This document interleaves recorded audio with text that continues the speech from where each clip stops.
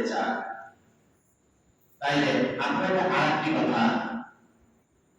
কথা মেনে চলতে হবে।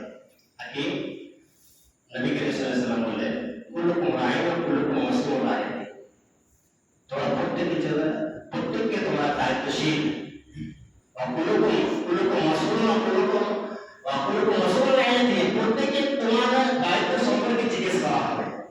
কি বললেন? তোমরা প্রত্যেকে দায়িত্বশীল এবং প্রত্যেককে নিজের নিজের দায়িত্ব সম্পর্কে জিজ্ঞেস করা হবে। এটা মনে রাখতে হবে। প্রত্যেককে বলা হয়েছে, তার মধ্যে খাস করা আছে যারা গ্রামের মালিক মাতারা আছে, তারপরে অভিভাবক আছে, মা বাবা আছে, এদেরকে বিশেষ করে জিজ্ঞেস করতে হবে। জিজ্ঞেস করে বলার কথা, কিন্তু সবাইকে বলা হয়েছে সবাই হচ্ছে দায়িত্বশীল। কুল্লুকুম রাইন, আরেকটা ব্যাখ্যা করে এখানে মৌলানা অবস্থা আছে, কুল্লুকুম রাইন ও কুল্লুকুম মাসউলুন আন রাইয়াতিহি, তোমরা প্রত্যেকে দায়িত্বশীল।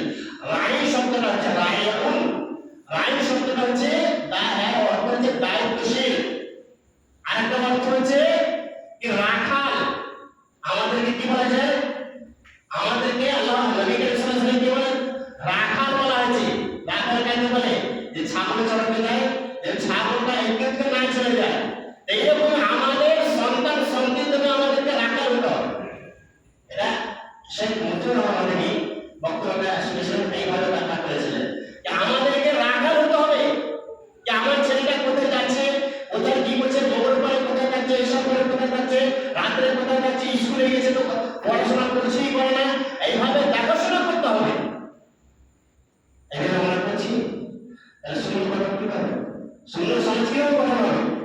এই যে উদাহরণ দিলাম, এই যে ছেলেরা কেরামত করছে, আর মা বাবা মরে গেছে নাকি? আর মা বাবা দেখতে পায় না? আর মা বাবা দেখতে পায় না আমার ছেলে কি করছে?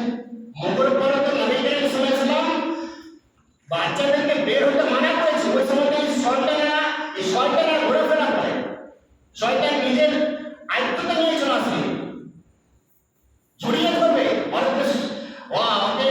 ধর্ষণ দেবে শয়তান।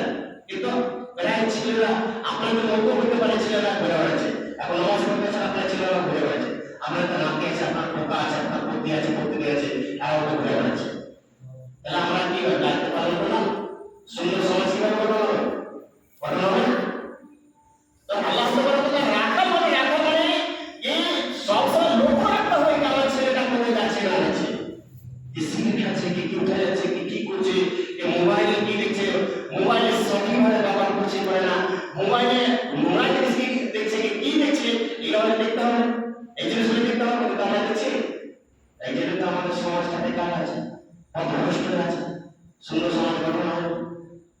আমাদেরকে আমাদের দায়িত্ব এইভাবে পালন করতে হবে যেন আমাদের সন্তান সন্ততিরা ভ্রষ্ট না হয়, আমাদের সুন্দর সমাজ একটা গঠন হয়। এইভাবে আমাদেরকে লক্ষ্য রাখতে হবে। আর এইভাবে যদি আমরা ছেলেদের করতে পালন করি বা সুন্দর সমাজ গঠনের জন্য এই পদ্ধতিগুলো মেনে চলি, তাহলে লাভটা কি হবে? নবী করিম সাল্লাল্লাহু আলাইহি ওয়াসাল্লাম বলেন